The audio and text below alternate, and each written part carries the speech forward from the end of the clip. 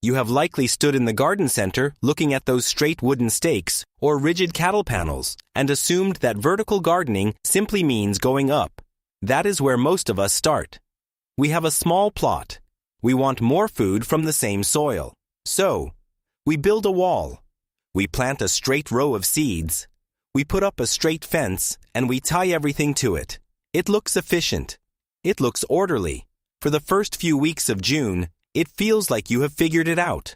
The plants climb, the sun hits them, and everything is crisp and green. But then July arrives. The vines get heavy. The leaves at the top start to grow thick and wide, soaking up all that summer sun. And down below, the story changes. It gets dark. You start to see yellow leaves near the soil. You see spotting. You reach in to harvest, and you are fighting through a damp tangle of stems just to find a tomato or a bean that is already tough and overgrown. You built a wall, and walls cast shadows. When we plant in a straight vertical line, we are essentially telling the plant to compete with itself. The top creates a canopy that starves the bottom. We focus so much on the square footage on the ground that we forget about the cubic footage in the air. This is not a failure of your soil, and it is not a lack of effort on your part. It is simply a geometry problem.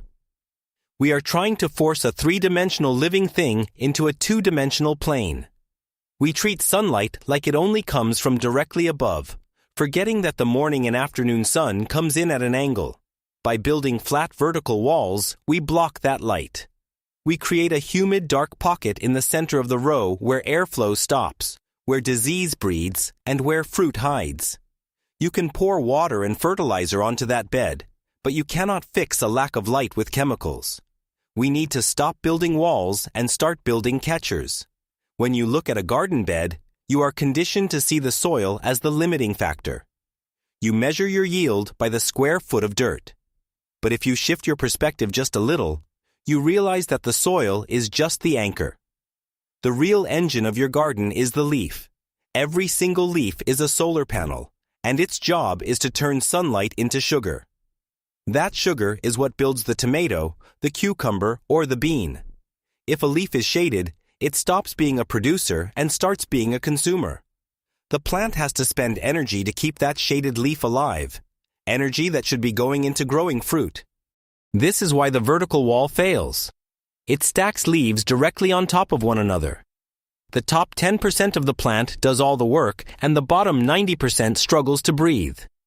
To double your yield without digging more beds, you don't need more fertilizer.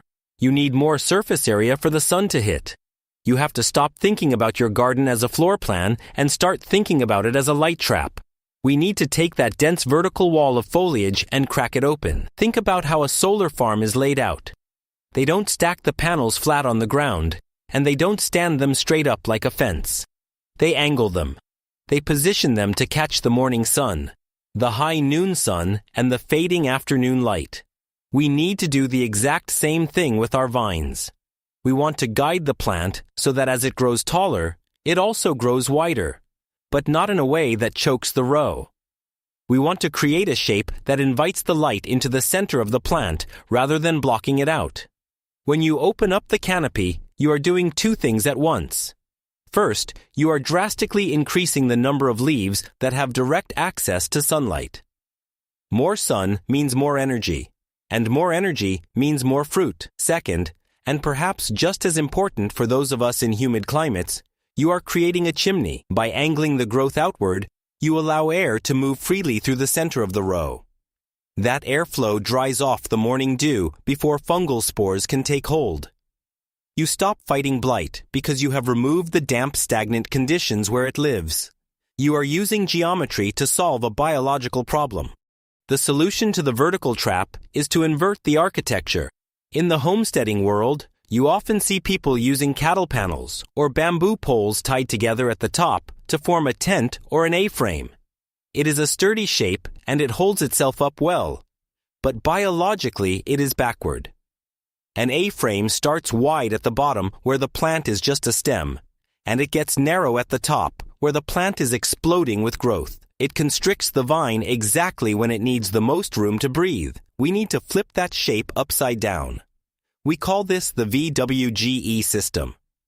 This is not a specific product you have to buy from a catalog. It is a structural framework that changes how your garden interacts with the sky. Instead of your trellis leaning in, it leans out. You plant your seeds or transplants in the same narrow row you always have, right down the center line of the bed. But as the plants emerge, you guide them onto supports that angle outward away from the center path, creating a V shape that widens as it gets taller. Think about what this does to the plant's environment. In a traditional vertical row, the foliage becomes a dense brick. In the V wedge, you are spreading the canopy open like a book. The further up the plant grows, the more space it claims. This matches the natural life cycle of the plant. A tomato or bean plant is small in June, so it needs very little space at the bottom of the V. By August, when that plant is massive and heavy, it has reached the widest part of the trellis. The infrastructure expands in lockstep with the biological mass. This system creates a distinct separation of duties. The soil in the narrow center strip is for roots, water, and mulch. It is shaded and cool because the canopy is spreading out above it, which helps retain moisture during the dog days of summer. Meanwhile, the fruit hangs down from the angled trellis, often dangling in free space rather than resting against a stem or sitting in the dirt. You can walk down the row and see exactly what is ripe. You aren't hunting for food, you are simply collecting it. Most importantly, the V wedge captures the full arc of the sun. Because the leaves are angled upward and outward, the morning sun hits the eastern face, the afternoon sun hits the western face, and the high noon sun penetrates right down into the open center of the V. There is no dark side to the row. Every leaf is pulling its weight. This is how you double the effective growing area without tilling a single extra inch of ground. You aren't planting more. You are simply giving the plant the architecture it needs to reach its full genetic potential. You do not need a welding rig or an engineering degree to build a VWGE. You likely have most of the materials leaning against your shed right now. The beauty of this system is that it relies on tension, not heavy lumber. We are going to build what essentially looks like a split clothesline. Start with your anchors. Drive a heavy metal T-post deep into the ground at both ends of your garden row. These are the spines of the system, so get them steady. Now here is where we deviate from the standard fence. At the very top of each post about 6 feet off the ground, you are going to bolt on a horizontal crossarm. A simple 3-foot length of treated 2x4 lumber works perfectly. Bolt it tight so it forms a capital T. Now run a line of high tensile wire or heavy-duty synthetic cord from the left tip of the first crossarm all the way down to the left tip of the far crossarm. Pull it tight. Guitar string tight. Do the same for the right side. When you step back, you should see 2 parallel lines floating in the air, roughly 3 feet apart, hovering over your single strip of soil. This is your skeleton. The actual trellis is made of string. We use simple baling twine, or jute. You tie a loop around the base of your tomato or bean seedling, using a loose knot that won't strangle the stem as it thickens. Then you pull the string up to the high wire, but you don't go straight up. You alternate. The first plant gets tied to the left wire. The second plant gets tied to the right wire. The third goes left. The fourth goes right. From the side, it looks like a chaotic web. But look from the end of the row. You have created a perfect V shape using nothing but string and tension. You have turned a single overcrowded file of plants into 2 spacious airy walls of green, all rooted in the same square foot of earth. The structure is lightweight. It catches the wind without toppling. And best of all, it disappears when the season is over. You just cut the strings, compost the vines, and your heavy infrastructure, the posts and wires, stays ready for next year. The real magic of the VWGE isn't in the building phase. It is in the daily rhythm of the growing season. When you first set this up in late May or early June, it is going to look almost comically empty. You will have this wide, heavy-duty wire structure hovering over tiny transplants that are barely 6 inches tall. You might feel foolish dedicating that much airspace to such small plants. Trust the geometry. You are building for August, not June. As the weeks roll on, your job changes from construction to guidance. This system relies on a technique called pruning to a single leader. Because we are giving each plant its own designated string, we need to make sure the plant respects that lane. Once a week, you walk the row with a cup of coffee in your hand. You aren't hoeing weeds or hauling water. You are simply managing the architecture. You identify the main stem of the tomato or cucumber, and you gently wind it around the string. It doesn't even need ties.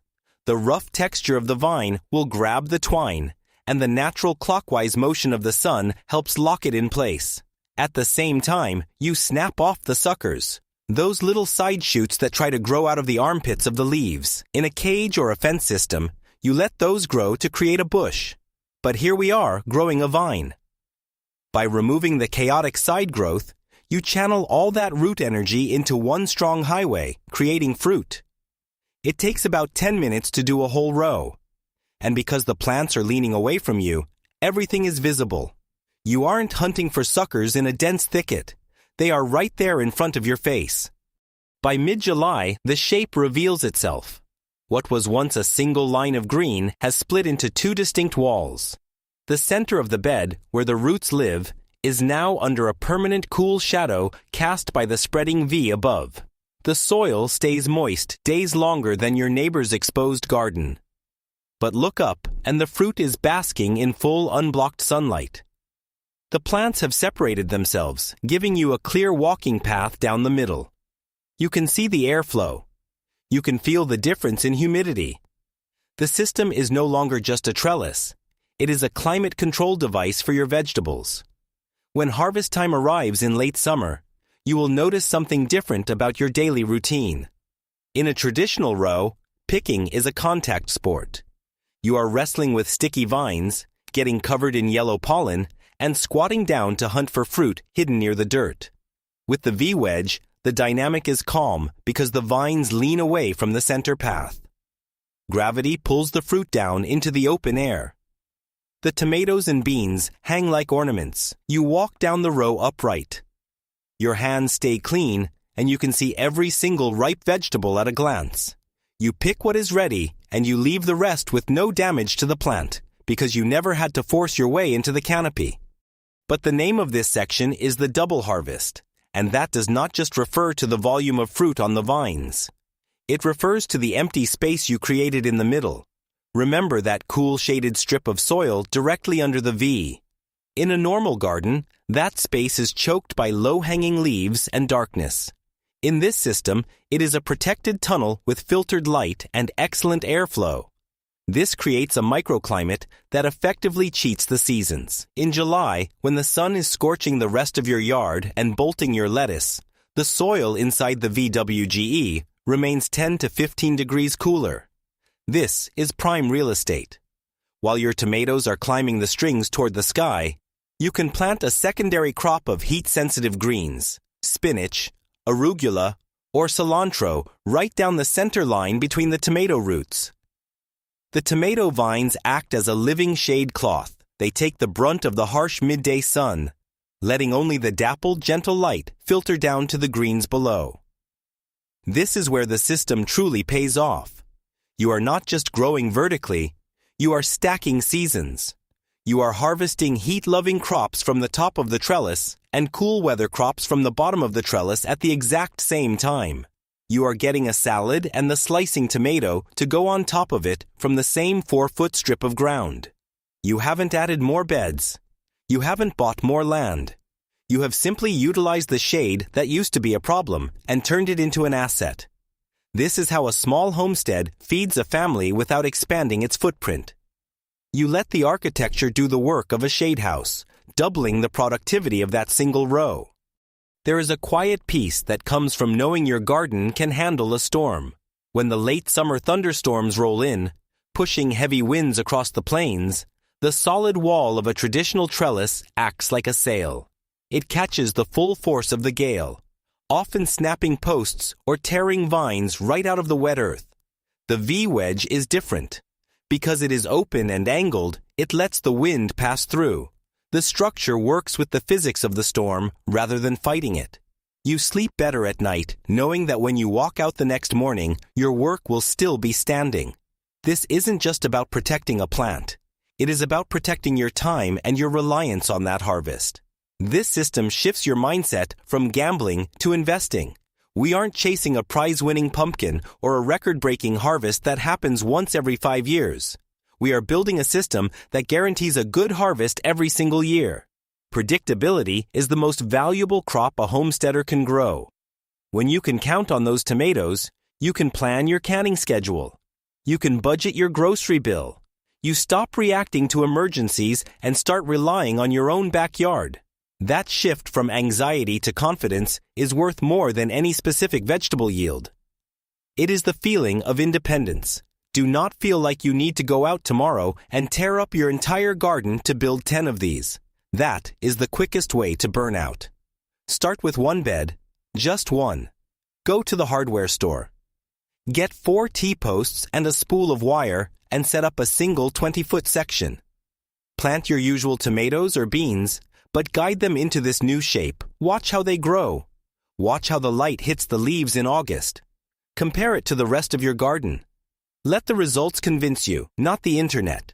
Gardening is a long game. It is a conversation between you, the soil, and the sun that lasts a lifetime.